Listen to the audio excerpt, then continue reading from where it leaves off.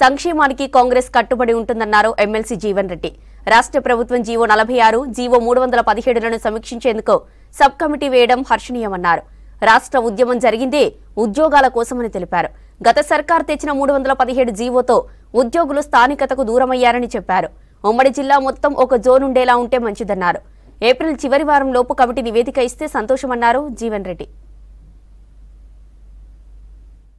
ఏర్పాటు స్థానికత ప్రాతిపదికన ఉద్యోగ నియామకాలు చేపట్టబడమే గాని లేక బదిలీకి సంబంధించే గాని విద్యాపరంగా సీట్ల కేటాయింపే గాని ఇవన్నీ దృష్టిలో ఉంచుకొని మనం ఏదైతే ఉద్యమం చేయడం జరిగిందో ఆ స్థానికత దాంతో పాటుగా ఈ జోనల్ విధానాల రూపకల్పనలో మన గత ప్రభుత్వం దానికి సంబంధించినటువంటి స్టేక్ హోల్డర్స్, అది ఉద్యోగ సంఘాలే కానీ ఉపాధ్యాయ సంఘాలే కానీ విద్యార్థులు నిరుద్యోగ యువతే కానీ యువతను కూడా ఏ విధమైన సంప్రదింపు చేయకుండా ఏకపక్షంగా ఈ 317 జీవో రూపొందించబడటంతో ఉద్యోగస్తులు ఉపాధ్యాయులు అయితే ఇంత తీవ్ర ఆందోళన గురైంది కదా అని చెప్పారంటే, అంటే భార్యాభర్తలు కూడా కలిసి పనిచేసే అవకాశం లేకుండా తలో జోన్ కు కేటాయింపు చేపట్టమని చెప్పంటున్నా.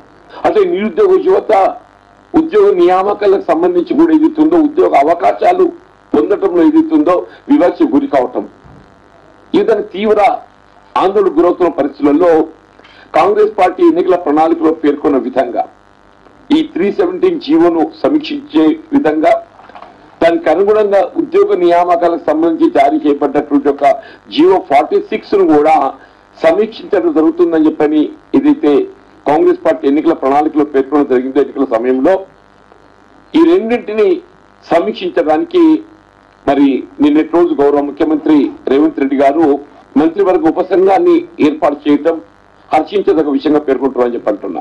ఇలా మహిళలకు ఉచిత ప్రయాణ సౌకర్యం కల్పించడం ఆర్టీసీలో సమ్మక్క సారమ్మ జాతర చూశారే, లాస్ట్ టైం ఇట్ వాస్ చేసినప్పుడు 70-80 lakhs సందర్శకులు ఉండే, ఈసారి 1.5 చేరుకుందని చెప్పంటారు. ఆల్మోస్ట్ డబుల్, అందులో మోర్ దాన్ 70-80% ఏదైతున్నదో మహిళలు చెప్పంటారు. అంటే ఇవాళ బస్సు ఉచిత ప్రయాణ సౌకర్యం కల్పించడంతో మహిళలు వాళ్ళ యొక్క ఆధ్యాత్మిక చింతనతో వాళ్ళ దేవాలయ సందర్శనకు దాన్ని వినియోగించుకోవటం, అంటే ఏదైతే సంక్షేమ కార్యక్రమాల అమలుకు కాంగ్రెస్ పార్టీ కట్టుబడి ఉన్నదని చెప్పడానికి నేను నిదర్శన ఉదాహరణ పేర్కొంటానని చెప్పిన.